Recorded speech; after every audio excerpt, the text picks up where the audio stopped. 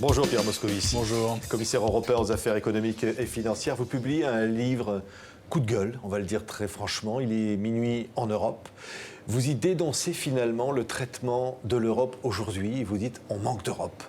On manque d'Europe, on n'en parle pas, et quand on en parle mal. La seule personne, en fait, qui parle d'Europe dans le débat politique français, vraiment, c'est Marine Le Pen. Et les autres paraissent, comment dire, honteux, timides, effacés. Et moi, je dis que le populisme n'a pas la vérité sur l'Europe. Oui. Que l'Europe n'est pas un problème, ça n'est pas non plus la solution, mais c'est une partie de la solution. C'est vraiment l'espace sans lequel nous, les Européens, nous, les Français, nous ne pesons pas dans le monde. Et si nous ne sommes pas capables d'avoir une Europe plus démocratique, une Europe plus protectrice, une Europe aussi économiquement plus forte, alors à ce moment-là, nous délaissons notre avenir historique. Et le résultat, ce serait ce que vous dites au tout début de ce livre, c'est-à-dire que vous dites vous-même un cauchemar. Vous imaginez en 2017, Marine Le Pen gagne l'élection présidentielle. C'est une réalité possible, ça? Non, c'est un peu un cauchemar et un lancement du livre. Je ne crois pas que Marine Le Pen gagnera l'élection présidentielle en 2017. C'est pas aujourd'hui qui peut prédire sur les élections? Personne. Mais tout de même, il y a des indicateurs qui sont assez précis. Prenez les élections régionales.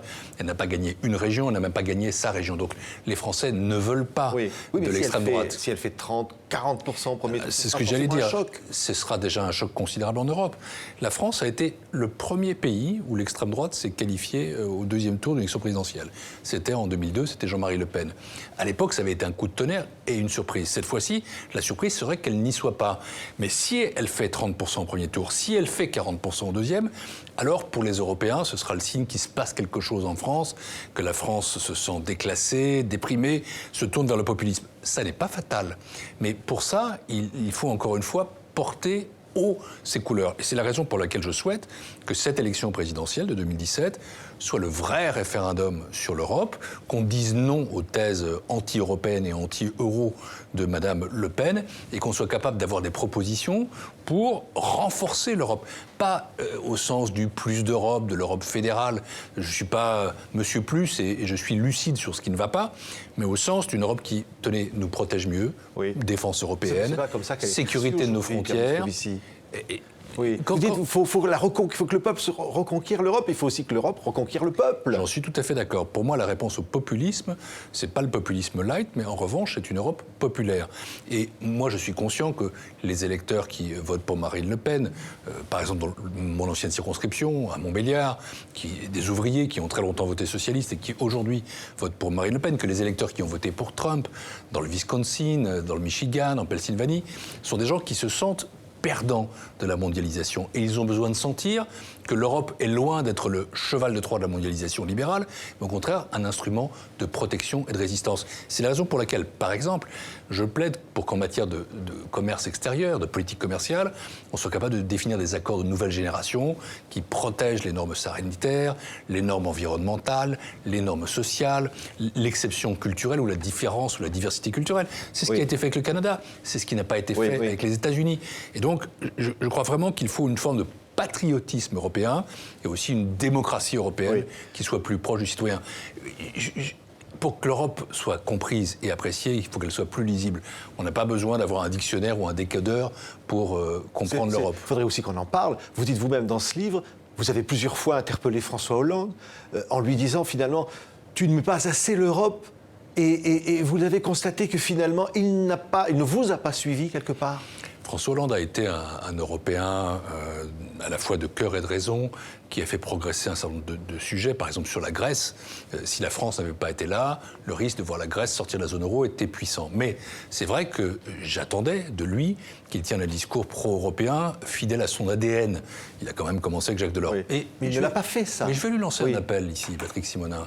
Il lui reste 5 mois. Et je pense que ces 5 mois doivent être des mois utiles pour lui et pour le pays. Et puisque nous allons...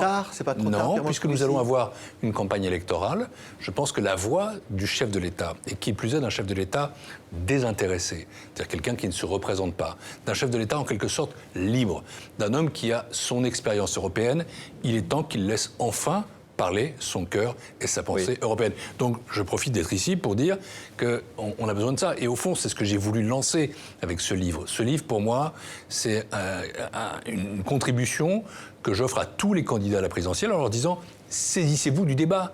parlez-en, parce qu'il faut être conscient d'une chose, c'est que l'Europe, en réalité, est au cœur de tout. Elle est au cœur de la défense, elle est au cœur de la sécurité, de la protection des frontières, elle est au cœur de l'économie. Et si on n'en parle pas, au fond, on dérobe une partie du débat démocratique. On se contente de slogans, on est pour ou on est contre. Il ne s'agit pas de ça. Les Français sont européens, mais quelle Europe veulent-ils? Moi, je souhaite qu'ils aient une Europe protectrice, une Europe démocratique et une Europe puissante. C'est ça les 3 directions que je propose dans ce livre. Alors, il y a un nouveau candidat pour la primaire de gauche, c'est Vincent Peillon. Le magazine Le Point a écrit qu'avec Anne Hidalgo, avec Christiane Taubira, vous avez été l'un de ceux qui avaient poussé cette candidature de Vincent Peillon. Vous êtes derrière Vincent Peillon ? Écoutez, il y a maintenant dans les médias une espèce de lecture conspirationniste ou psychologisante des candidatures. Vous pensez bien que si un homme est candidat à l'élection présidentielle ou aux primaires, c'est parce qu'il s'en sent la capacité et parce qu'il a l'envie. Je connais Vincent Peillon depuis très longtemps. C'est un ami. Nous sommes proches sur le plan intellectuel. C'est un Européen, c'est un social-démocrate. Vous soutiendrez donc sa candidature ? Je n'ai pas à soutenir qui que ce soit et je n'ai suscité aucune candidature. Donc arrêtons avec ça. Franchement, il n'y a pas de marionnette et il n'y a pas de marionnettiste. Il a souhaité s'inscrire au fond dans cet espace que François Hollande, par son retrait, n'occupe pas, qui est celui de l'espace central du Parti socialiste. Je souhaite que ce débat ait lieu. Finalement, maintenant, on va avoir des candidats assez différents et je souhaite qu'ils puissent à la fois offrir une diversité et se rassembler. Quant à moi, mon rôle, c'est de parler d'Europe, c'est de faire des propositions européennes. Et je leur fais à tous. Et je suis prêt à les rencontrer tous. Vous allez les rencontrer chacun, tous les candidats pour cette primaire à part un ? Celui qui souhaite me rencontrer, je le ferai. Et je le ferai pour lui parler d'Europe. Parce qu'au fond, le candidat que je soutiens, c'est la gauche européenne. Oui. Je veux une gauche qui ne soit pas une gauche tentée par l'euroscepticisme, une gauche nationaliste. Je souhaite une gauche qui soit patriotique et une gauche qui soit profondément européenne. Et au fond, ce qui va m'importer maintenant, au-delà des amitiés ou des sympathies, j'en ai. Vous avez la sympathie pour Emmanuel Macron, par exemple ? Je parlais des socialistes, mais oui. Emmanuel Macron est quelqu'un que je connais bien et qui, sur le plan européen... Il n'est pas socialiste, mais il se définit quand même dans le camp de la gauche.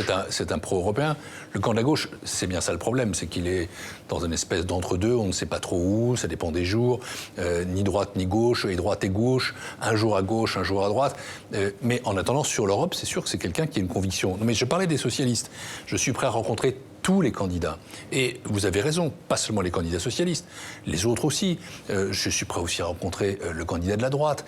Pourquoi ? Parce que j'ai une fonction, que cette fonction dure jusqu'en novembre 2019, que j'aurai à travailler demain avec le président de la République élu, avec le gouvernement élu, quel qu'il soit. Ouais, vous travaillerez avec toutes François les Fillon si c'est lui qui gagne. Mais ça va de soi. C'est la raison pour laquelle, quand on me demande si j'ai suscité une candidature ou si je prends parti pour une candidature, je peux avoir mes convictions, je suis socialiste, je ne vais pas changer.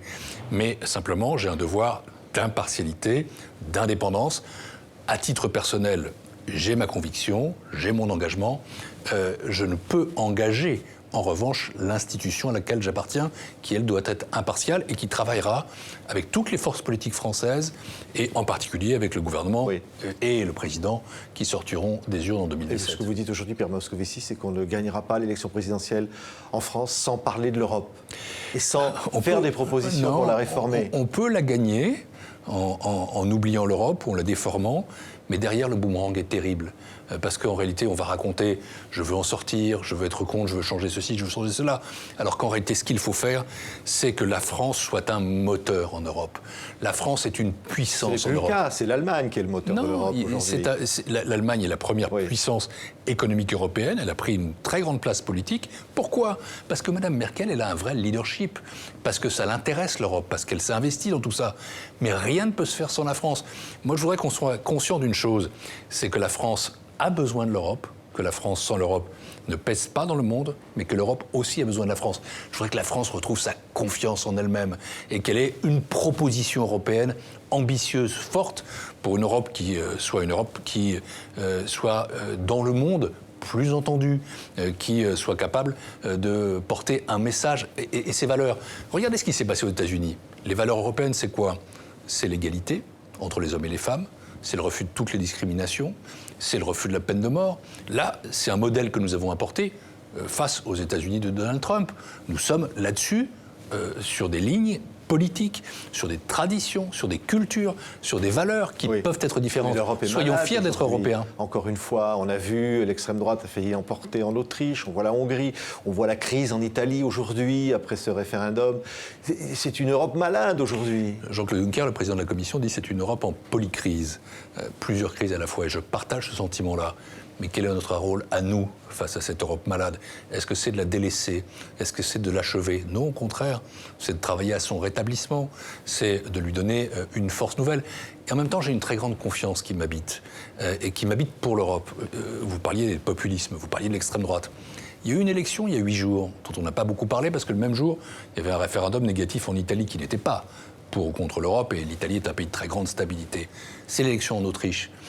En juin, il y avait une élection serrée à 30 000 voix. Les Européens ont eu le temps de réfléchir, les Autrichiens ont eu le temps de réfléchir, 400 000 voix d'écart. Il y a une résistance en Europe. L'Europe est démocratique. Très élevée malgré tout. Oui, c'est une tradition historique.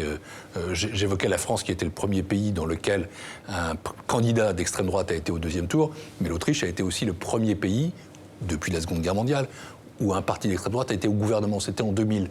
Je m'en souviens, j'étais à l'époque ministre des Affaires européennes, j'avais plaidé pour qu'il y ait des sanctions. Non, l'extrême droite ne peut pas être l'avenir pour l'Europe. Ça, c'est quelque chose que je combats. Et la commission à laquelle j'appartiens, la commission de Jean-Claude Juncker, est résolument antipopuliste. Mais pas au sens d'un slogan, au sens d'une action de tous les jours. Quand je fais en sorte qu'on n'ait plus des politiques budgétaires austéritaires, quand je me bats pour que la Grèce soit entendue, quand je lutte dans mes fonctions de commissaire contre l'évasion fiscale et la fraude fiscale, et jamais on en a fait autant en la matière, j'ai le sentiment de contribuer à une Europe qui soit populaire, en tout cas une Europe qu'on puisse expliquer, revendiquer, dont on peut être fier. Et c'est ça le sens de ce livre. Merci beaucoup Pierre Moscovici. S'il est minuit en Europe est publié chez Grasset. Merci d'avoir été notre invité.